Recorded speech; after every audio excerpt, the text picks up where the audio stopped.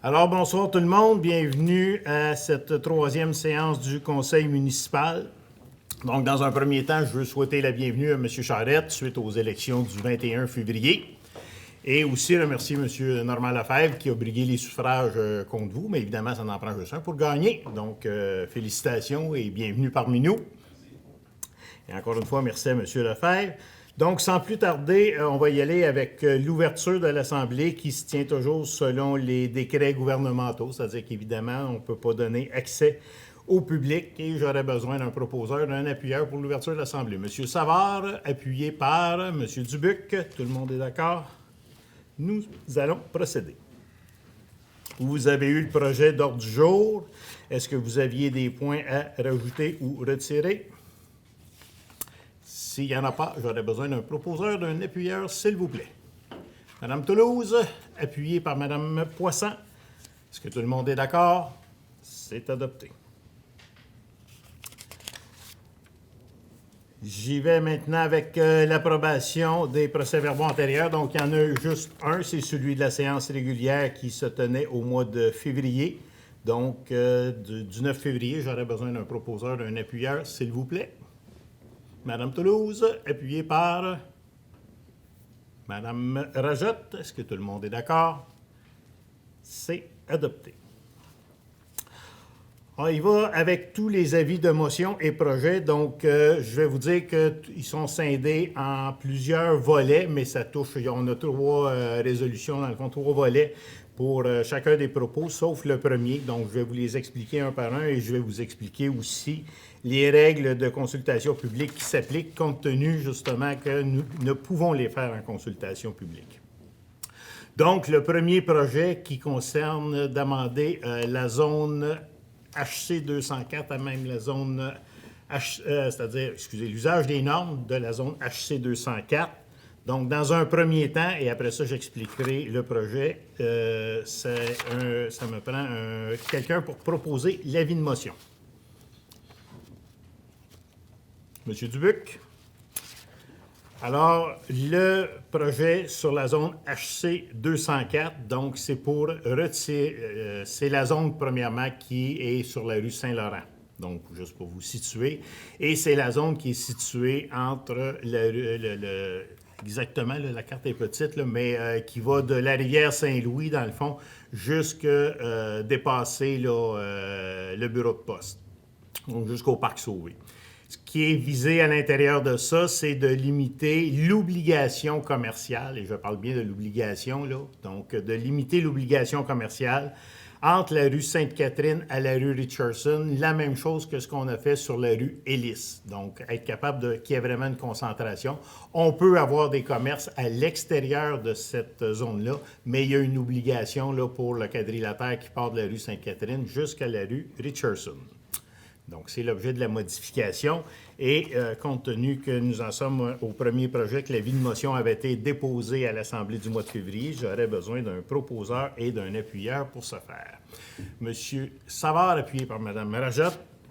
Et au niveau de la consultation publique, comme je vous disais, on ne peut pas recevoir les gens en consultation publique comme on le faisait précédemment. Donc, ce qui est énoncé à la résolution, c'est que c'est remplacé par une consultation écrite de 15 jours qui se fait suite à un avis de publication qui est fait. Donc, les gens ont juste à soumettre leurs commentaires par courriel ou par courrier à l'attention du service du greffe. Et comme à toutes les fois, le service du greffe à l'Assemblée suivante nous fait rapport si les gens ont évoqué des commentaires ou pas. Donc, c'est la façon de procéder à ce niveau-là. Si jamais il y avait des modifications qui étaient apportées ou qu'on devait aller en procédure référendaire, à ce moment-là, c'est les zones qui sont directement touchées qui auraient droit de vote, mais on n'en est pas à cette étape-là. Là, on n'en est qu'à la consultation publique pour l'ensemble de ces projets-là. Oui, Mme Toulouse? Quand vous dites là, qu'on envoie les commentaires au greffe, est-ce que ça veut dire si on est d'accord ou pas, ou on doit... Bien, ça doit être motivé, là. Ce que ça prend, c'est des commentaires motivés. Donc, ce qu'on a besoin de savoir, c'est en quoi les gens sont pour ou sont contre à ce moment-là. Ça va? Monsieur le maire, est-ce qu'on a passé 2.1 ou c'est moi qui étais? Donc, c'est une résolution, il va faire une estimation. OK, excusez, je l'ai pris comme un avis de motion. Excusez. Puis en plus, j'ai pris la peine de dire que l'avis de motion avait été fait au mois de février. Donc, excusez-moi.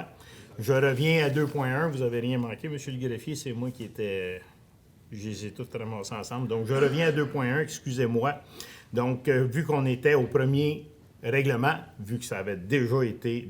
L'avis de motion avait déjà été déposé en février. Donc, M. Savard, appuyé par Mme Rajotte toujours. Ça va à ce niveau-là. Donc, 2.2, c'est l'adoption du... Attendez une minute. Là.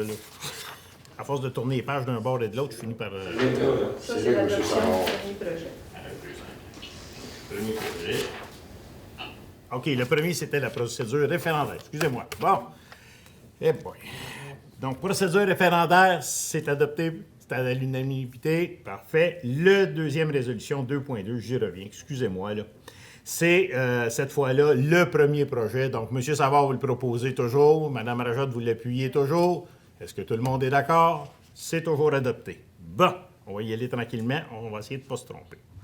2.3, cette fois-ci, c'est la procédure référendaire, encore une fois. Donc là, ça va me prendre un proposeur, un appuyeur, je vous le dis en bonne et due forme. Donc, ça concerne, donc, juste pour la procédure, je vous expliquerai le projet qui est touché dans les 2 points suivants avec l'avis de motion et le premier règlement. Donc, pour qu'on puisse tenir la procédure référendaire par consultation écrite, j'aurais besoin d'un proposeur, d'un appuyeur. Mme Rajotte, Mme Poisson, tout le monde est d'accord? Donc, 2.4, qui est l'avis de motion. Donc là, ça va me prendre une seule personne pour déposer l'avis de motion. J'explique le projet. Donc, le projet, c'est dans le secteur ouest, donc à l'intersection de la route 132, donc le boulevard de Melojuil, et de la 18e avenue. C'est de prolonger la zone qui est multifamiliale, qui fait déjà face sur le boulevard de Melojuil. Donc, c'est simplement de la prolonger jusqu'à l'intersection de la 18e avenue. Donc, là, M. Savard, vous en faites dépôt de l'avis de motion. Ça va pour tout le monde, ça. Et on arrive avec le premier projet qui concerne toujours exactement la même chose. Et là, cette fois-ci, il y a besoin d'un proposeur et d'un appuyeur. M. Savard, toujours appuyé par M. Dubuc. Est-ce que tout le monde est d'accord? C'est adopté. 2.6 maintenant, encore une fois, on y va sur la procédure référendaire, donc toujours la même chose, que les gens puissent soumettre leurs commentaires par écrit. Ça concerne un autre projet que je vous explique dans les 2 résolutions suivantes. J'ai besoin d'un proposeur, d'un appuyeur pour la procédure référendaire, s'il vous plaît. M. Savard, appuyé par M. Dubuc. Tout le monde est d'accord? C'est adopté. Donc maintenant, c'est l'avis de motion. Donc, cette fois-ci, c'est d'agrandir la zone HC 154. On se retrouve dans le secteur Est, sur le boulevard de Maple Grove, cette fois-ci, à l'intersection de la rue Saint-Armand. Donc, c'est d'allonger la zone qui est multifamiliale jusqu'à l'autre côté, sur le lot, justement, qui est juste l'autre côté de la rue Saint-Armand. Donc, c'est uniquement un lot, mais on ne parle pas de spot zoning, on parle vraiment, tout comme dans le cas précédent, d'extension de zones qui existent déjà. Et j'aurais besoin de quelqu'un pour l'avis de motion. Madame Rajotte en fait le dépôt. Et on arrive au premier projet de règlement. Donc, j'aurais besoin d'un proposeur et d'un appuyeur, s'il vous plaît.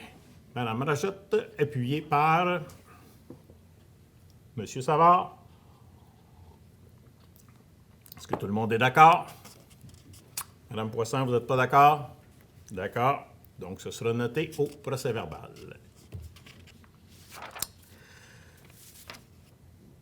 2.9 maintenant, c'est l'avis de motion concernant le projet de règlement en matière de délégation de contrôle et de suivi budgétaire. Donc, vous avez eu une présentation de Mme Mylène Guerrier-Py la semaine dernière pour expliquer tous les tenants et aboutissants de ce nouveau règlement-là. Donc, c'est une refonte de nos règlements et une mise à jour. Donc, j'aurais besoin de quelqu'un pour donner l'avis de motion dans un premier temps, Mme Toulouse, et j'ai besoin de quelqu'un pour déposer le projet de règlement à cette séance-là, donc Mme Rajotte. Et nous reviendrons ultérieurement avec le projet pour adoption dans une séance ultérieure. La même chose cette fois-ci, mais ça touche la gestion contractuelle. Donc, encore une fois, on a eu toutes les explications et informations à ce sujet-là. Donc, j'ai besoin, dans un premier temps, de quelqu'un pour donner l'avis de motion que nous allons adopter ce règlement-là. Madame Poisson. Et j'en ai un pour déposer le premier projet de cette séance-là, M. Dubuc. Et nous reviendrons à une séance ultérieure, comme mentionné. 2.11 maintenant. C'est un avis de motion concernant la modification du règlement 2020-09 sur l'accès aux rampes de mise à l'eau. Donc, ce règlement-là existait déjà et avec le travail qui s'est fait conjointement par notre service des loisirs et la MRC, c'est d'adapter, c'est-à-dire d'ajuster pour avoir de meilleures définitions dans le règlement et aussi de s'assurer que les dispositions pénales qui étaient prévues au règlement puissent prendre forme à ce niveau-là. Donc, j'ai besoin de quelqu'un pour donner l'avis de motion dans un premier temps. Monsieur Dubuc. Et quelqu'un pour donner l'avis de motion, pour déposer le projet de règlement qui sera adopté, lui aussi, à une séance ultérieure. J'ai besoin de quelqu'un pour déposer le projet. Madame Poisson. Je m'excuse. Oui. Au point 2.1, la première procédure référendaire, qui a appuyé M. Dubuc? M. Dubuc, je ne pas se trouver parce que c'était l'avis, mais il s'est trompé.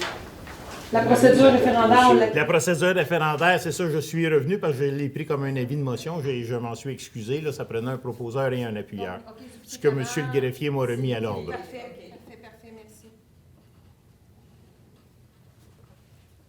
Ça va? Merci. On arrive maintenant au point 4.1. Donc, c'est au niveau de la gestion des ponts-levis sur le canal de Beauharnois.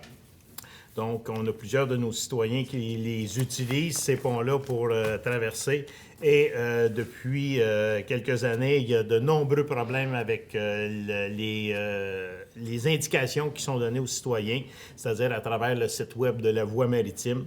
Donc, c'est une résolution, justement, pour demander qu'on modernise dans un premier temps le site web portant sur l'état des ponts de ce qu'on appelle la région Maisonneuve là, pour les deux ponts-levis en question, afin que les utilisateurs puissent planifier leur déplacement en temps réel, donc que les informations soient correctes et justes, de moderniser aussi sur l'état des ponts en prévision de la saison 2021 pour permettre un accès facile aux utilisateurs afin qu'ils puissent aussi formuler les plaintes et adresser leurs demandes d'information. Et finalement, informer systématiquement et rapidement les élus et les acteurs concernés de la région par voie d'avis ou de communiquer quant au bris ou aux périodes d'entretien. On se souviendra en plus que cet hiver, il y a eu une annonce qui a passé un petit peu sous le radar, mais à l'effet que le personnel d'entretien qui était ici, près de la voie maritime à Beauharnois, est maintenant rendu à Brossard. Donc, évidemment, les temps d'intervention ne seront pas amenuisés, loin de là.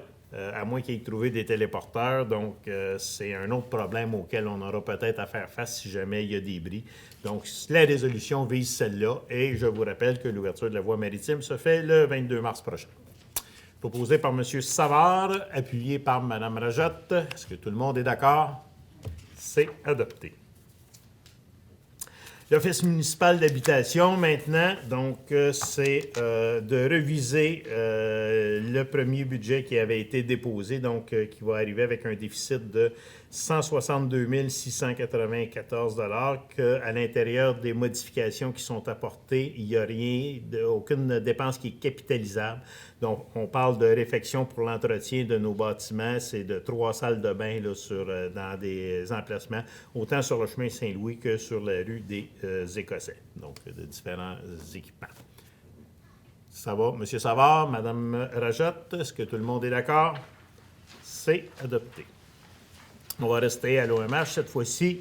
Il y a une personne qui représente la ville au conseil d'administration, c'est Mme Monia Laforêt, qui assure aussi la présidence du comité d'administration de l'Office municipal d'habitation. Son mandat vient à échéance le 5 mai prochain, donc c'est pour la renouveler pour une période de 3 ans. J'ai besoin d'un proposeur, d'un appuyeur. M. Savard, Mme Toulouse, est-ce que tout le monde est d'accord? C'est adopté. Et je vous rappelle que nous avons un poste supplémentaire aussi à combler à ce niveau-là.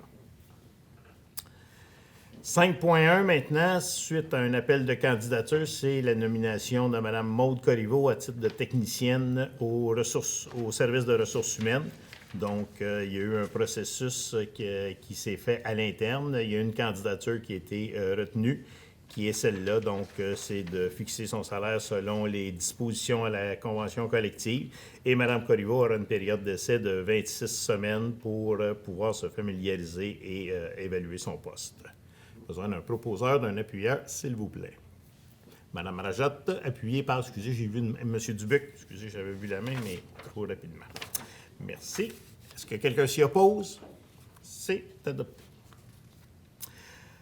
Approbation de la liste des comptes à payer. Donc, comme toujours, à cette période-ci de l'année, il nous reste toujours des factures de l'année 2020 qui rentrent, que ce soit des factures d'électricité ou autres qui doivent être compilées dans l'année 2020. Donc, c'est pour un montant de 575 000 et au 28 février, des dépenses pour le mois de 2 118 000. Vous avez eu l'opportunité de vérifier l'ensemble des relevés et de poser vos questions. Donc, j'aurais besoin d'un proposeur et d'un appuyeur pour procéder au paiement, s'il vous plaît. Madame Toulouse, appuyée par Madame Rajotte. Est-ce que tout le monde est d'accord? C'est adopté. Ensuite, vous avez, comme à tous les mois, le dépôt de l'état sommaire des revenus, des dépenses et des différents fonds. En 6.3, maintenant, c'est pour radier une dépense. Donc, on a des factures qui vont avec, compte tenu que nous avons le bureau d'immatriculation. Donc, il y a de la facturation qui se fait auprès de la SAAQ, mais les paiements ne sont pas faits de leur part à l'intérieur des délais impartis. Donc, notre système comptabilise automatiquement des intérêts et qu'on sait qu'ils ne seront pas payés. Donc, c'est pour radier les intérêts là, pour la période allant du 13 mai 2017 au 11 février 2018. Donc, c'est un montant de 1 455 $ et 74. Besoin d'un proposeur et d'un appuyeur, s'il vous plaît. Madame Toulouse, appuyée par Madame Poisson. Tout le monde est d'accord? C'est adopté. On reste dans les finances. Cette fois-ci, c'est pour autoriser des fonctionnaires pour les systèmes de ClickSecure et les différents systèmes d'entreprise au niveau de la trésorerie. Donc, les deux prochaines résolutions sont similaires, mais dans un premier temps, c'est d'autoriser Mme Vanessa Robidou, qui est trésorière par intérim, de pouvoir poser les actions à travers les différents système informatique qu'on a accès auprès du ministère des Finances. J'ai besoin d'un proposeur, d'un appuyeur. Mme Rajotte, Mme Toulouse, est-ce que tout le monde est d'accord? C'est adopté. Et la 6.5, exactement les mêmes modalités, mais cette fois-ci pour Mme Mercedes Lucier-Trépanier, qui est trésorière adjointe dans le même service. M. Dubuc, Mme Poisson, tout le monde est d'accord? C'est adopté. 6.6 maintenant.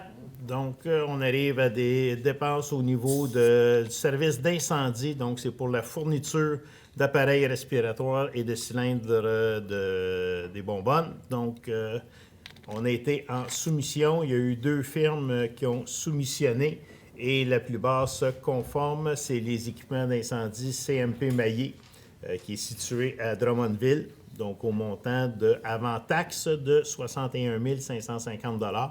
On se souviendra qu'en fin d'année aussi, on avait procédé à ce type d'achat-là. Donc, l'ensemble de nos équipements là, se renouvelle là, année après année pour assurer un roulement et qu'on soit toujours selon les normes. Je besoin d'un proposeur, d'un appuyeur, s'il vous plaît. M. Savard, appuyé par M. Dubuc. Est-ce que tout le monde est d'accord? C'est adopté.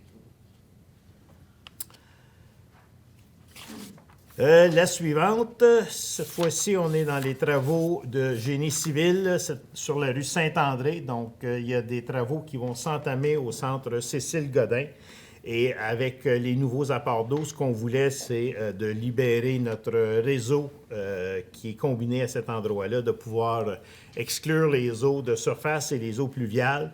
Donc, du côté du centre Cécile Godin, les travaux vont être réalisés en circuits séparés Et si on veut que ça ait un effet, nous, sur la rue Saint-André, on va devoir faire de même. Donc, on a été en soumission à ce niveau-là et on était dans une bonne période de l'année parce qu'on a eu 12 soumissionnaires. Et le plus bas soumissionnaire, c'est quelqu'un de local, Construction J.P. Roy, au montant de 187 258 et 58 avant les taxes, qui va être proposé par M. Savard et appuyé par M. Dubuc. Est-ce que tout le monde est d'accord? C'est adopté. La résolution suivante, on change de braquette, de montant cette fois-ci, c'est pour l'usine de filtration, donc c'est pour être capable de redonner de la redondance à nos équipements.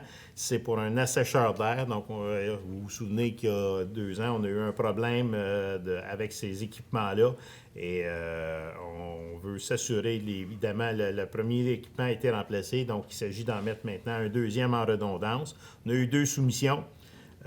Qui était quand même assez rapproché. C'est au montant de 2 316,54 $ qui est octroyé à Oxygène Régional. Madame Poisson, appuyée par Madame Rajotte. Tout le monde est d'accord? C'est adopté. 8.2 maintenant, concerne des travaux que Bell doit faire. Donc, c'est de l'ajout de torons sur la rue Saint-Charles pour ces nouveaux équipements-là. Et on nous demande d'approuver les emplacements projetés. Là. Écoutez, c'est un câble qui traverse une rue. Là. On n'a pas grand choix de réponse à ce niveau-là. Et ça n'a aucun impact sur nos terrains à proprement parler. Et même les haubans qui sont rajoutés là, sont sur des terrains privés. Proposé par M. Savard, appuyé par M. Dubuc. Tout le monde est d'accord. C'est adopté. Nous allons mandater M. Lascov pour signer les 10 documents. 8.3, au niveau de la mise à niveau de nos stations d'épuration. Donc, évidemment, les travaux progressent, mais on a toujours souvent des petites surprises. Nous en avons 2 ce mois-ci. Donc, le premier ordre de changement vise le démantèlement supplémentaire au niveau de la mécanique de procédé et du contrôle. Donc, c'est des vieux équipements qui étaient là, qui se doivent d'être démontés. On se doit de libérer la salle pour faire place aux nouveaux équipements. Ça n'était pas prévu au devis. Donc, c'est pour un montant de 20 381 $ avant les taxes. J'ai besoin d'un proposeur et d'un appuyeur, s'il vous plaît. Madame Poisson, Monsieur Dubuc, tout le monde est d'accord? C'est adopté. 8.4, le deuxième ordre de changement, cette fois-ci, touche des travaux supplémentaires qui sont reliés à la tuyauterie des écumes, donc à l'intérieur du procédé, des travaux qui sont sur la structure du canal de sortie du désableur d'ailleurs, que si vous vous souvenez, que nous avons modifié la version, et finalement le démantèlement des panneaux de contrôle. Et cette fois-ci, c'est un ordre de changement au montant de 6 030 $ et 50. Besoin d'un proposeur, d'un appuyeur. Madame Rajotte, appuyée par Madame Toulouse. Est-ce que tout le monde est d'accord? C'est adopté. 8.5 maintenant au niveau de la capitainerie. Donc, lorsqu'ils ont réalisé les travaux de soffit au premier étage, donc si on a un soffit de haute qualité, on parle de planches de cèdre espacées à l'origine de 1,25 pouces, mais parce qu'on voyait la structure, ils ont rapproché ça à 3/4 de pouce. Ça a demandé des quantités de bois supplémentaires et le cèdre n'est pas donné, donc c'est un ajout au montant de 14 524 $ et 20. J'ai besoin d'un proposeur et d'un appuyeur, s'il vous plaît. Madame Rajotte, appuyée par M. Savard. Est-ce que tout le monde est d'accord? C'est adopté. Le suivant, on reste toujours à la capitainerie. Cette fois-ci, c'est pour un bout de garde-corps qui n'a pas pu être fabriqué lorsque le contrat a été donné en 2018 parce que la structure, le reste de la structure du bâtiment n'était pas en place. Donc, on a eu un crédit. On s'est assuré de vérifier qu'il y avait eu un crédit pour la première phase des travaux qui avait été donnée, mais ça n'avait pas été prévu au devis. Donc, on a un avenant à ce niveau-là au montant de 3 709 $. M. Savard le propose et c'est appuyé par Madame Toulouse, tout le monde est d'accord? C'est adopté. Et la dernière sur la capitainerie, c'est, vous vous souvenez, la dernière fois, on a voté pour avoir du revêtement supplémentaire parce que nous en avions utilisé à travers nos différents travaux. Par contre, ce revêtement-là n'est pas en longueur de... Il vient en différentes longueurs. Donc, dans les paquets, il y avait plusieurs longueurs qui étaient de courtes longueurs. Là, on parle de longueurs de 3 pieds, de 4 pieds. Donc, pour éviter de faire de nombreux joints, on a dû racheter une quantité supplémentaire qui est au montant de 1 582 $. Monsieur Savard, appuyé par Mme Rajotte. Tout le monde est d'accord? C'est adopté.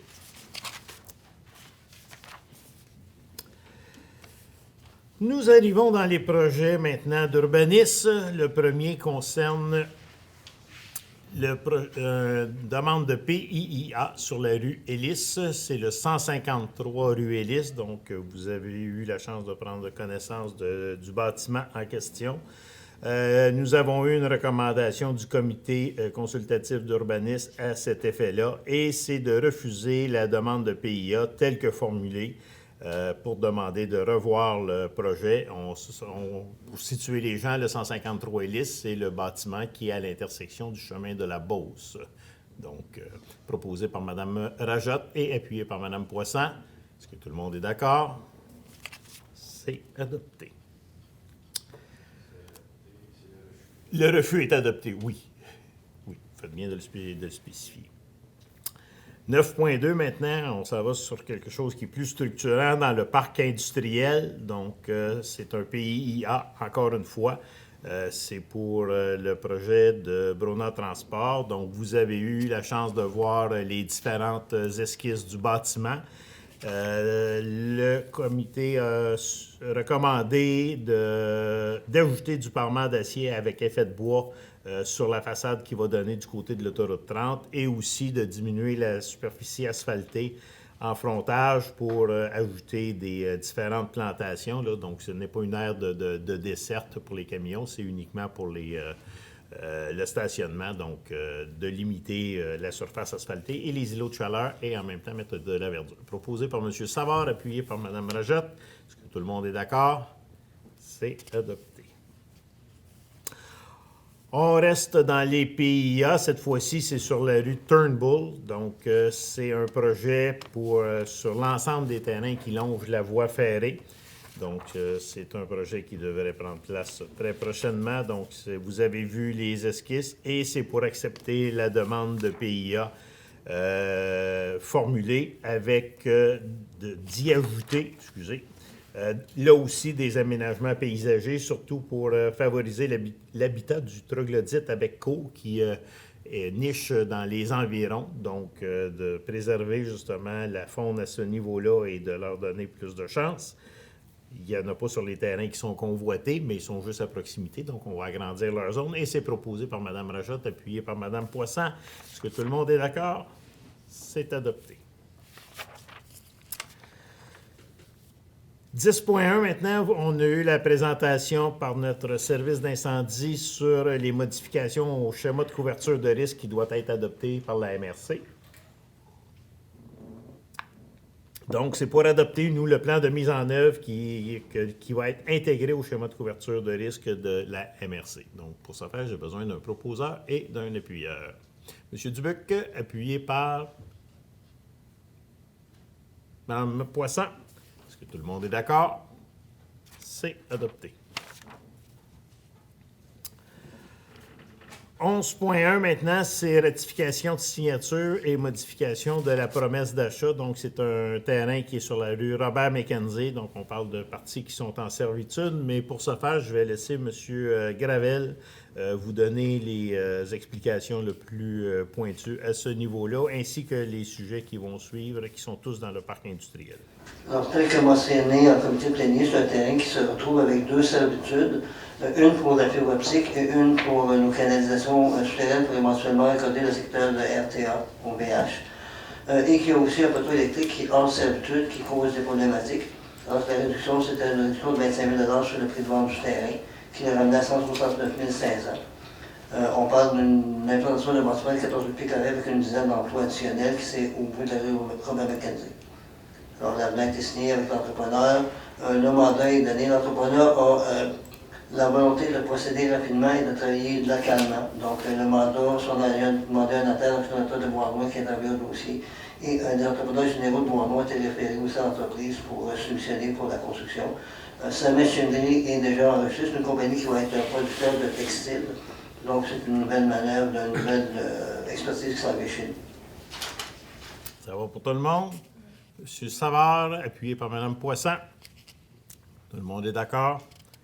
C'est adopté. Le point suivant concerne un autre lot, cette fois-ci sur la rue Urgel-Charette. C'est le dossier Fraré qui a été initié à l'automne 2019, qui se conclut cette année. On parle de transaction chez le notaire d'ici le 31 mars.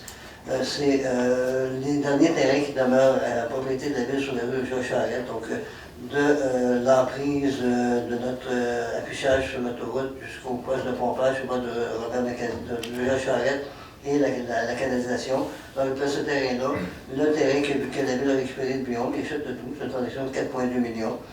Hydro-Québec, on essaie de se contacter aujourd'hui. Il y a un remembrement pour un 550 000 pieds carrés additionnel qui va porter la totalité du jour à 1,8 million. On parle d'implantation d'une première phase dès cette année. On parle d'un bâtiment de 350 000 à 450 000 pieds carrés qui serait du côté de la Charette. M. Savard en fait la proposition. C'est appuyé par Mme Rajotte. Tout le monde est d'accord? C'est adopté. Le point 11.3, maintenant, c'est le protocole d'entente par rapport aux travaux municipaux concernant les immeubles du canal. Donc, ce qu'on a demandé aux promoteurs, c'est de pouvoir faire le bouclage avec notre réseau d'égouts et d'aqueducs. Donc, on vous avait expliqué le tout. C'est d'aller s'assurer là, que par la rue des Éclusiers, justement, de pouvoir faire le bouclage jusqu'à la rue Évariste-Leboeuf et le chemin du canal. Donc, c'est pour le bouclage de réseau et c'est pour un montant maximal de 50 000 $. Donc, j'ai besoin d'un proposeur et d'un appuyeur pour ce faire. M. Dubuc, appuyé par Mme Poisson. Tout le monde est d'accord? C'est adopté. Finalement, je vais vous faire un rapport. Monsieur le greffier, est-ce que vous avez ma lettre, par contre? 11.4, oups, excusez, j'en ai sauté un. Oh, ben oui, excusez-moi. Alors, c'est un dépôt, 11.4. C'est le dépôt de la déclaration des intérêts pécuniaires de M. Charette. Donc, comme on l'a tous fait à l'automne dans ce qui nous concerne. Donc, M. Charette étant un nouveau membre du conseil, devait faire les mêmes déclarations. Donc, c'était fait en bonne et due forme et c'était déposé. Alors, M. le greffier, on vous emprunter ma lettre. Je vais en faire la lecture, si vous permettez. Merci beaucoup.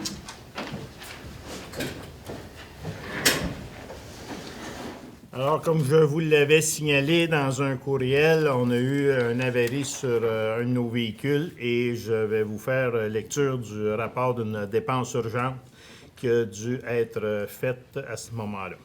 Donc, là où vers le 2 février 2021, un camion de déneigement propriété de la ville de Bois-Noir a été gravement endommagé lors d'un accrochage avec les rails de la voie ferrée sur le chemin de la Beauce.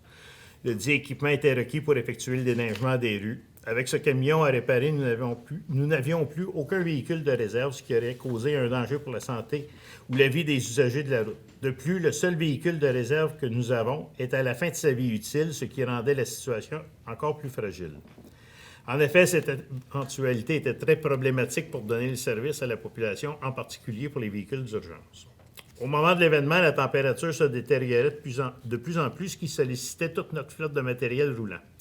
Nous avons dû faire la location de camions supplémentaires pour le chargement de la neige à plusieurs reprises pendant cette période. On se souviendra que le mois de février a quand même été assez accaparant au niveau des chutes de neige. Donc, à noter que nous n'avions plus aucune disponibilité de camions de déneigement dans les centres de location pour cette période de l'année, d'où la demande pour pouvoir agir urgemment. Donc, dès le 3 février 2021, le véhicule a été amené chez Valleyfield Autoressort pour une période de 5 jours et 2 jours supplémentaires chez Suspension Bellerive pour l'alignement. Donc, malgré les dommages importants au véhicule, ces coûts ont été maintenus à l'intérieur des degrés d'autorisation des dépenses autorisées. Donc, c'est pour ça qu'on n'en a pas entendu parler comme tel. Par contre, à compter du 10 février, le véhicule a été amené chez W Côté et Fils pour la balance des réparations de l'équipement de déneigement. La dépense est détaillée à la soumission datée du 10 février à laquelle a été requise par M. Sylvain Génier. Cette soumission était au montant de 35 481 $, toutes taxes incluses. Suite au démantèlement, une deuxième soumission détaillée a été fournie le 18 février, cette fois-ci au montant de 37 828 $, parce qu'évidemment, comme souvent c'est le cas, quand on démantèle, on a des surprises.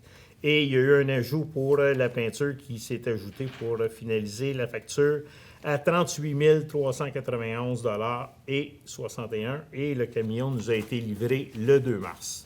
J'ai donc, dans ce cas précis de force majeure étant de nature à mettre en danger la vie ou la sécurité de la population ou détériorer sérieusement les équipements municipaux, décrété la dépense permettant la réparation du camion et d'autoriser la conclusion d'un contrat afin de remédier à la situation. Il faut prendre en compte que cette dépense sera remboursée par nos assurances, moins les déductibles applicables s'il y a lieu. Néanmoins, dès que j'ai été avisé du montant de la réparation, je vous en ai avisé par courriel. Donc, je me suis appuyé sur l'article 573.2 de la Loi des cités et villes pour ce faire. Et je dois, dans ces cas-là, vous faire rapport à la séance suivante, ce que je fais ce soir. Monsieur le greffier, je vous remettrai le document en question.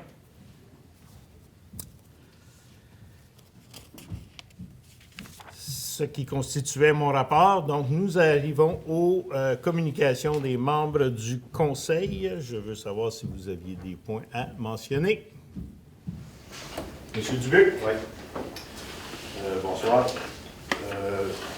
Vous êtes sûrement plusieurs à savoir que pour les prochaines élections municipales, mon frère Alain Dubuc va se présenter au poste de la mairie. Donc, je veux vous annoncer ce soir que je ne me présenterai pas au poste de conseiller à l'automne ou en novembre 2021. Je veux laisser un chemin libre à Alain, mon frère, pour pouvoir l'appuyer dans ses démarches et sa campagne électorale. J'ai apprécié les 4 années passées, les années passées, puis les remerciements vont à tous ceux qui ont cru en moi en 2017. J'ai toujours travaillé du mieux de ma conscience et dans l'intérêt de la ville et je continuerai jusqu'à la fin du mandat. Et à la fin du présent mandat, je ferai un autre bilan des 4 années passées. Je souhaite bonne chance à mon frère, naturellement, puis à tous les autres candidats qui seront là au mois de novembre ou en octobre. Merci. Merci beaucoup, M. Dubuc. Il y a d'autres communications? M. Savard?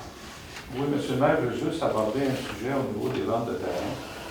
Je voudrais savoir au niveau total des ventes, à combien on doit s'attendre d'avoir de revenus d'ici la fin du mois ou au mois d'avril. Je vais demander à M. Gravel de pouvoir vous répondre plus précisément. Là. Vous avez eu les valeurs des différentes transactions. Là. De mémoire, on est à peu près aux alentours de 15 millions, là, mais je vais laisser M. Gravel vous répondre avec plus de précision. Donc, début février, la bordure à l'extrémité de Tournebourg, de l'autoroute, c'est 6,6 millions, à peu près. La partie qui devrait se faire la semaine prochaine sur Tournebourg, qui longe de voie ferrée, c'est environ 4,1 millions. Et la partie sur Jules Charette, qui va se faire à la fin du mois, c'est 4,2 millions. Donc, il faut déduire de ce 4,2 millions-là, normalement, le 1 million qu'on a pour récupérer la partie du 9 millions qu'on a payé. Donc, 6,6, 4,1, on est à 10,7, au point 2, on est à 14,9. Il faut avoir acheté aussi le 169 000 que je parlais tantôt sur Robert Mercadil, donc on est à 15 millions. Il va rester un 297 000 pieds carrés qui est le dernier terrain sur Tournebourg qui est signé, la promesse d'achat a été signée avec le dépôt. C'est un autre de 1,1 million qui devrait se concrétiser normalement fin avril, début mai. Pour un total. Pour 16 millions pour ce mois-là. OK.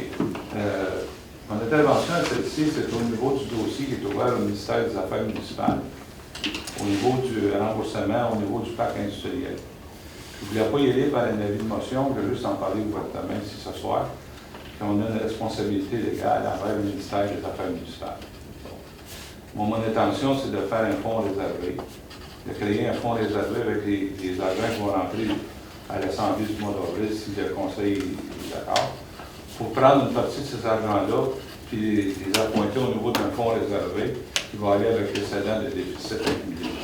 Donc, on pourra faire un fonds réservé pour 2022 à l'effet que ces argents-là vont être là pour payer l'achat des terrains industriels. C'est mon intention. J'espère que l'intention qui était employée, c'était de discuter de ça. La deuxième question que j'ai à poser, c'est le 7,8 millions qui est rendu à 7,7 millions. Je voudrais savoir exactement pour... Parce que là, il y en a une partie... Mais là, vous avez un chiffre, M. Savard, mais je ne sais pas à quoi vous le liez. OK. Dans l'affectation du terrain industriel au niveau du comptabilité 2019, qui était de 7 700 000 quelques dollars. 7,8, oui. Bon, là, on a eu une feuille de comptabilité à l'effet qu'on a une réduction de temps par année jusqu'à l'année 2022. Bon, qui pourrait un remboursement de 6,5 millions. La question est celle-ci, est-ce qu'il y a des argents là, aux 7,7 millions, où il n'y a pas d'argent, c'est une manière comptable, parce qu'il est dans l'excédent de déficit accumulé. En fait, c'était le montant en question est dans les excédents affectés, mais comme vous le savez, puis qu'on l'a expliqué à maintes reprises, les fonds n'étaient pas là pour répondre à cette obligation-là. Maintenant, avec la vente des terrains en cours, nous allons pouvoir effectivement provisionner ces montants-là, si vous souhaitez qu'il y ait une résolution, sans faire un fonds réservé, on n'a pas besoin de faire un fonds tant qu'à moi, là, mais simplement de s'assurer que ces montants-là soient réservés à l'obligation qui nous était donnée de rembourser ce montant-là. Il n'y aura aucun problème à ce niveau-là, M. Savard. Écoutez, au niveau des réserves financières au fonds réservé, j'ai regardé au ministère des Affaires municipales. Et puis, oui, les réserves financières, c'est fait pour ça. Puis aussi, dans la lettre au niveau gouvernemental, et aussi de la ville de Catherine générale, parce que le redressement comptabilisé que j'ai envoyé pour parler en plénier, là, c'est que le redressement comptabilisé au montant de 7 878 000, je parle dans le départ, vise à corriger la présentation du projet de la vente des terrains qui aurait dû être affecté au remboursement du passif lié à l'acquisition des terres. Bon. Là, selon les chiffres qui nous ont été donnés, on a eu une méthode de calcul ici à l'effet du remboursement qui était faite par notre service comptable de la ville pour un montant total à rembourser de 6 498 415. Au niveau des ventes de terrain, on a actuellement, on va avoir d'ici 60 jours ou 40 jours, un montant équivalent à 16 millions dans les coffres de la ville. Mon intervention qu'il y avait eu auprès du conseil qui était faite au niveau que je n'étais pas d'accord avec ça, c'est que la question est, c'est que je voudrais qu'on fasse un fonds réservé pour réserver les sous en 2022, bien, les millions de dollars, ce n'est pas des sous, là, pour être capable de finaliser le dossier du parc industriel au ministère des Affaires municipales, puis aussi pour la population de la ville de Bournemouth. Pour moi, c'est une importance primordiale. Puis la balance des argents qui vont rentrer, on parle de 9 millions point que, ben, moi, je n'ai pas aucune objection à ce qu'on l'utilise ou qu'on mette, comme vous avez parlé ici ouvertement, M. le maire, qui avait 2 millions au niveau de l'assainissement des eaux. J'ai aucune objection à mettre des fonds de réserve pour couvrir ces choses-là. Mais il faut bien comprendre que ces argents-là, il va rester à peu près 6 700 000, que la ville va pouvoir l'utiliser à des fins pour les parcs, pour réfection de rue, pour toutes sortes de choses. On est tard, là, pour la question de, parce que les élections s'en viennent en avant, on va être tard pour élaborer tout ça.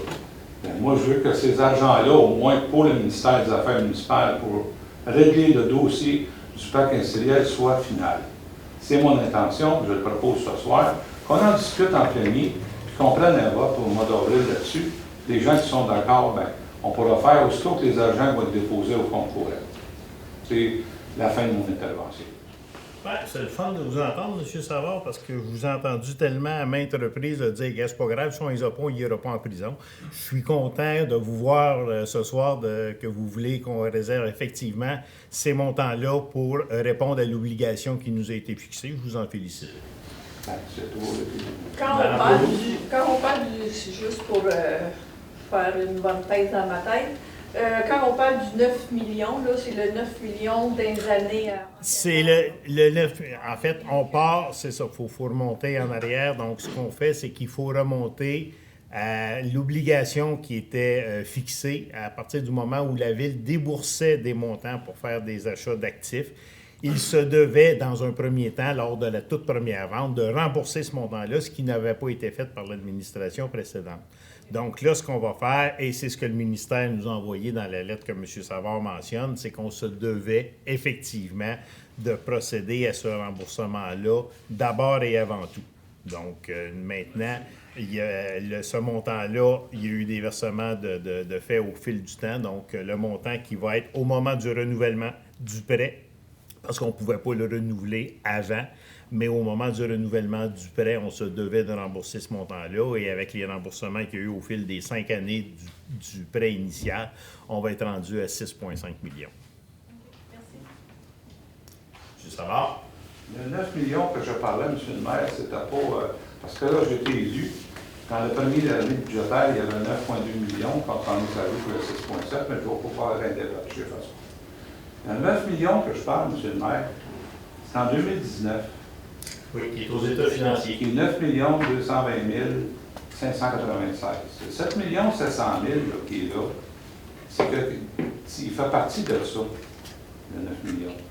Là, actuellement, dans les fonds réservés, on avait, en 2019, 805 000, puis on est rendu à 1 200 000. Il y a eu 400 000 de fêtes de 2020 qui étaient déposés au fonds réservé. La question des terrains, c'est que les terrains, on avait une valeur au livre beaucoup plus élevée que le remboursement qu'on a à faire là. La discussion qu'on avait, c'était sur l'IKEA, sur les ventes de terrains d'IKEA. Puis le gouvernement, eux autres, quand ils ont venu ici, le ministère, ils nous obligeaient à rembourser la totalité. C'est là que j'ai eu beaucoup d'interventions, puis j'ai fait d'autres interventions au ministère. Quand on a reçu la lettre finale en 2019 de 7,8 millions, on avait déjà commencé à procéder à une partie du remboursement de ça. Okay? Le point crucial de tout ça, c'est le développement du parc industriel qui s'est fait. Okay? Au niveau des taxes, le 3 millions de taxes qui vont rentrer d'IKEA, au niveau du remboursement budgétaire de la dette totale de la Ville, qui est de 45 millions, je parle de services citoyens, c'est d'environ 4 millions d'euros. Fait que le parc industriel va payer en totalité ou quasiment toute la totalité des prêts à l'intérieur de la Ville. Donc, la charge citoyenne va s'en trouver beaucoup allégée. C'est que moi, mon point de vision était toujours celui-ci, c'est que je me disais d'une manière ou d'une autre, lorsque les terrains vont être vendus, puis j'ai parlé avec M. Hainaut aussi. Lui, sa vision était aussi de regarder en avant. Il y avait une vision à l'effet qui était allée pour se vendre, puis je peux vous dire que les choses se sont faites. Mais là, je vais vous dire, on commence à être tombé dans l'éditorial, là, M. Savard. Je veux juste c'est une période de communication sur des activités, là. Je veux juste vous dire, M. le maire, que là, actuellement, le parc industriel, il va se rembourser tout seul. C'est 1,8 qu'on paye actuellement. Puis si on fait un fonds réservé, je veux juste finir par ça, puis on va arrêter ça bien vite. Si on dépose 7 700 000, on n'aura pas besoin de faire des paiements au budget de 400 000 là. Ça va réduire effectivement le montant des remboursements sur la partie résiduaire du prêt de 30 millions pour le parc industriel. Au budget, effectivement, de cette année, on avait mis 400 000 au remboursement. Fait que si le conseil décide de mettre le 7 700 000, donc le 400 000 au budget, n'a plus besoin d'être là. Oui, parce qu'on paye cette année, M. Savard. Non, il va être pris en même l'argent qui va être mis là, c'est ça qu'on fait. Ben oui, mais c'est juste un jeu, mais c'est 1,5 million pareil, vous savez. C'est juste 1,5 million. Si le conseil décide de déposer juste 6,5, on laissera le paiement budgétaire jusqu'en 2022. Ben 2021. Là, vous répondez exactement à ce que je vous ai dit l'autre jour. Si vous voulez faire des modifications aux prévisions budgétaires qui ont été adoptées, ça serait notre paire de manches. C'est toujours possible de le faire. On est souverain à ce niveau-là. Mais là, ce que vous demandez, c'est ça. Donc, c'est pas ce que je demande. Si on dépose de 7 700 000, on l'enlève au budget, parce qu'il va être pris à même là. Si on dépose 6 500 000, bien, il va rester au budget de paiement total. Vous avez une drôle de façon de faire la comptabilité, mais c'est correct. Non, M. le maire. Je comprends quand même votre raisonnement derrière ça. De toute façon, c'est pas fait. L'Assemblée, la séance n'est pas faite pour ça. C'est ça. Je pense que ces débats-là, ça devrait être en plénier. Et on va revenir aux communications du Conseil, si vous permettez. En tout cas, on va avoir 16 millions qui rentrent, c'est bien ça? Puis on va payer 9 millions parce qu'on ne l'avait pas payé. 6,7. Parfait. Ça va? Est-ce qu'il y a d'autres communications? Madame Poisson? Ben oui, je vais profiter de la tribune qu'on a pour souligner que hier, on était le 8 mars. Et que. Ah, je vous Je parle de vite, hein? Qu'est-ce qui se passe? Et que la Journée internationale des femmes est encore importante à souligner, même ici au Québec, encore plus avec l'année qu'on vient de vivre où on a vu à nouveau des iniquités être relevées à notre attention. Donc, c'est important de continuer de le faire, continuer de sensibiliser, de féliciter les femmes qui arrivent à prendre leur place dans la société, qu'elles soient jeunes, qu'elles soient mères de famille, qu'elles soient plus âgées. Et aussi souligner toute la contribution des femmes qui œuvrent dans les milieux de travail typiquement féminins, c'est-à-dire les préposés aux bénéficiaires, les infirmières, les éducatrices à la petite enfance, beaucoup d'enseignantes aussi, des professions qui tiennent à bout de bras dans des conditions parfois très ingrates. Je dirais que viennent appuyer aussi beaucoup de personnes immigrantes qu'on voit là, dans leur rang, mais donc c'est une cause qui est encore une cause. C'est un fait qu'il faut souligner encore, et puis bon, je serai jamais 203, là, je parlerai d'élections aussi. On a vu l'Union municipale du Québec souhaiter plus de femmes en candidature aux prochaines élections. Nous, on a un conseil paritaire, ce qui est une bonne chose. Souhaitons le maintenir, puis donc il n'y a pas de raison de pas tenter sa chance. C'est pas tant d'être femme qui fait qu'on est meilleur, mais c'est dans la diversité qu'on arrive à couvrir tous les points de vue. Donc c'était mon petit éditorial, oui, pour le 8 mai. Le 8 mars. Le 8 mars qui se tenait hier. Et puis, dans un autre ordre d'idée, je voulais quand même mentionner que le Centre d'action bénévole tient encore pour quelques mercredis ses cliniques d'impôts au centre communautaire. Donc, vous pouvez vous rendre là, avec vos documents pour être accompagné pour produire vos impôts grâce au cadre. C'était, bon, il y en avait une séance la semaine dernière, les autres dates, c'est le 10 mars. Non, C'était publié sur le site de la Ville, mais vous pouvez aller aussi sur le site du Centre d'action bénévole où les dates et les modalités y figurent.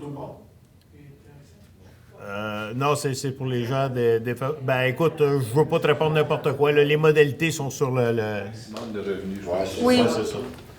Effectivement, il y a un revenu maximum là, pour être éligible à ce service-là. Ça va? Merci beaucoup. Et là, je n'avais une. Ah oui, j'allais sur... OK. Sur les cliniques de dépistage et de vaccination. Écoutez, on est encore, et je partage l'opinion de la santé publique là-dessus et du gouvernement, on est encore à une période critique. On ressort de la semaine de relâche et évidemment, on reste sous haute surveillance. Juste vous dire que demain, au centre Auguste Hébert, dans le secteur Est, il y aura une clinique de dépistage. Et aussi, les 19 et 20 mars, il y aura la première clinique de vaccination en dehors des grands centres qui sont Vaudreuil-Soulanges et Candiac. Donc, le 19 et 20 mars, il y aura clinique de vaccination ici pour les 80 ans et plus. Là, on voit que rapidement, là, les vaccins commencent à rentrer et que les âges diminuent. Là, on parle aussi des 75 ans et plus bientôt et des 70 ans et plus qui accompagnent. Donc, je vous invite à prendre les modalités sur le site de la santé publique et peut-être d'aider les gens qui ont peut-être plus de difficultés, malgré que les sites sont quand même très conviviaux. Là, j'ai aidé une personne à pouvoir s'inscrire, mais de le faire beaucoup plus par Internet que par téléphone. C'est quand même relativement là, facile d'avoir accès, beaucoup plus qu'au téléphone dans un premier temps, et de remplir sa demande. Vous y allez uniquement sur rendez-vous, c'est important de le mentionner. Et au fur et à mesure qu'on aura des développements sur les cliniques de vaccination, soyez assurés que nous allons vous en aviser. Juste peut-être, Bruno, mentionner quand tu dis ici, là, c'est pas vraiment... Aïe! Ici à Bois-Noir, à la salle Marie-Rose. Oui, merci de le spécifier. Oui, c'est pas à la salle du conseil, merci. Oui, à la salle Marie-Rose du centre communautaire. Et l'entrée se fait par l'arrière. Alors, ça va pour les communications? Alors, nous allons y aller avec la période de questions. La première nous vient de M. Yannick Chrétien, qui était surpris qu'il n'y ait pas eu de questions à la séance du 9 février. C'est parce que sa question, il avait répondu à l'Assemblée du mois de janvier de mémoire, mais c'est pas grave, on va la reprendre. C'est concernant les limitations de vitesse, donc ce qui a été adopté à la grandeur de la ville de Beauharnois, c'est de ramener toutes les zones qui étaient à 50, de les ramener à 40 km/h.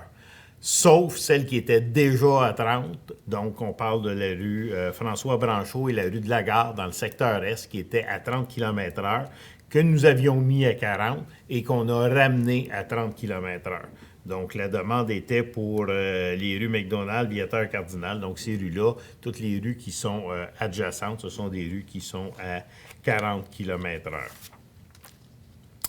La question suivante vient de M. André Serré qui nous demande si nous allons faire comme Châteauguay pour demander le REM. Donc, à ce niveau-là, je vous dirais qu'on va, premièrement, ce que je vous recommande, c'est de laisser aller le premier développement se mettre en service, donc le tronçon de Brossard, et qu'on va regarder aussi les coûts qui y sont associés, parce que c'est beau le REM, là, mais attendez, là, les gens n'ont pas toutes vu les factures qui viennent avec. Je les vois, moi, un peu arriver en étant sur le conseil d'administration d'Exo.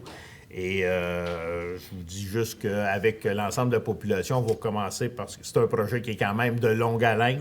Donc, moi, ce que je vous recommanderais, c'est de regarder, aller un petit peu ce qui se passe avec ça avant de donner des appuis, parce qu'on ramasse aussi les factures sous-jacentes à ça. Ensuite, une question de M. Benoît Séguin sur la rue Lucienne Charette par rapport à une baisse importante de la pression d'eau dans le secteur. Simplement vous dire que nous avons eu un bris majeur qui a été réparé hier dans le secteur ouest. Donc, ça nous a causé effectivement, là, premièrement, des interruptions d'eau pour être capable de localiser la fuite et après ça, d'être capable d'y remédier, évidemment.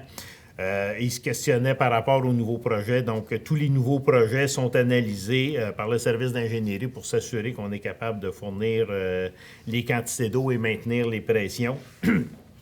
Évidemment, il y a des travaux de mise à niveau qui doivent se faire dans le secteur ouest, dont, entre autres, avec la recherche actuellement d'un troisième puits. Il y a déjà un premier puits qui a été testé qui est situé dans le parc des vétérans.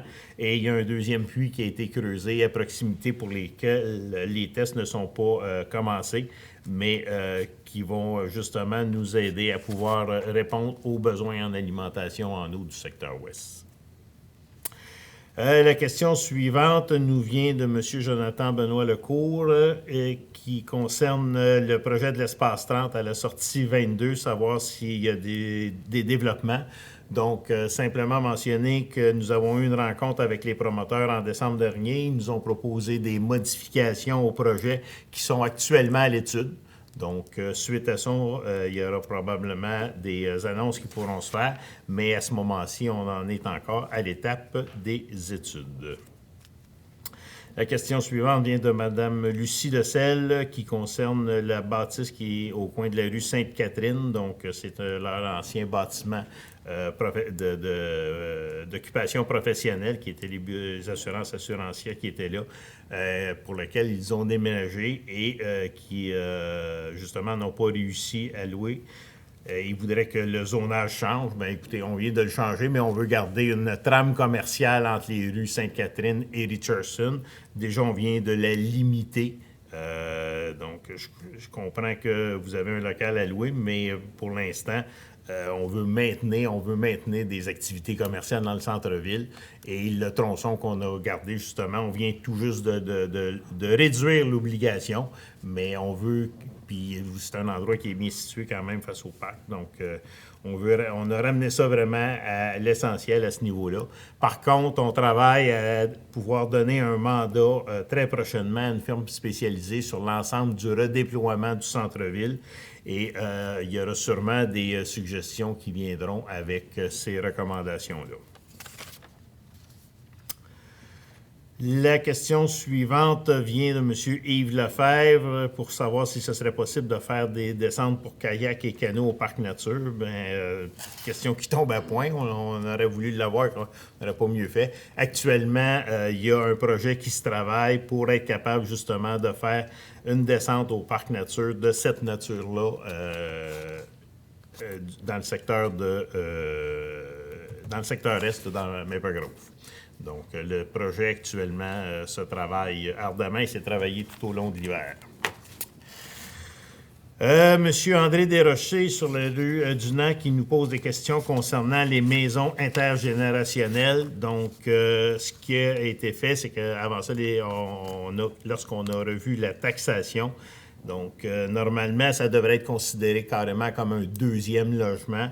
Mais compte tenu qu'il y a la notion d'intergénérationnel, ce qui a été fait, c'est que c'est maintenu à 1,5 logements. Donc, c'est-à-dire que le logement qu'on va qualifier d'intergénérationnel est tarifé à 50% du total de la taxation sur les services. Donc, ça fait partie du règlement de taxation 2021. La question suivante vient de M. Gilles Gaudet concernant la réfection de la rue du Palais et de la rue Trudeau. En fait, on connaît très bien la situation de ces rues-là qui est effectivement à améliorer. Les rues à améliorer, nous en avons une très longue liste. On a eu un redressement à faire au niveau financier. Maintenant, on va être capable d'investir dans nos infrastructures. Vous dire qu'on a refait peut-être pas beaucoup d'asphalte au cours des dernières années, mais on a fait énormément d'inspections sur nos canalisations. Entre autres, nos canalisations d'égouts qui ont été... que cette année, on va avoir la finalité où elles vont toutes avoir été inspectées par caméra pour en connaître l'état, ce qui a permis de colmater beaucoup de situations problématiques. C'était la même chose au niveau de nos bornes d'incendie, ça paraît jamais très glamour, mais lorsque c'est des installations qu'il nous faut entretenir, donc cette partie-là étant faite, on va être capable de se lancer éventuellement dans les réfections de rue, et cette rue-là, on la connaît, elle fait partie des rues qui sont toutes classées à travers un magnifique répertoire que nous avons. Les questions suivantes, qui viennent de M. Michel Saunier, Denis Bouchard, Rachel Duquette et Paul Mercier, concernent tous le trajet de l'autobus de la ligne 20 dans ce secteur-là. Donc, il y a eu une consultation publique le 10 février dernier. Les usagers qui y ont participé se sont déclarés satisfaits du service. Les commentaires que nous avons eus à l'effet que les gens voulaient replacer le trajet ailleurs, c'était pris en note par Exo. J'ai parlé avec les gens d'Exo la semaine dernière. Ils sont à faire une analyse exhaustive des différents commentaires et ils regardent pour nous revenir avec une analyse exhaustive au Conseil très prochainement à ce niveau-là. Je vais me permettre un commentaire supplémentaire maintenant, et directement à M. Saunier. Donc, à la dernière Assemblée de Conseil, nous avons adopté la résolution concernant le respect des élus municipaux. Alors, M. Saunier, quand vous me traitez de Pinocchio Tremblay, ce n'est pas très élogieux, et je vous demanderai de retirer vos propos, s'il vous plaît. Quand vous me dites que je suis l'imbécile de Tremblay, je vous demanderai aussi de retirer vos propos, M. Saunier. Je n'accepterai pas ça, et autrement, la Ville prendra des recours à votre intention.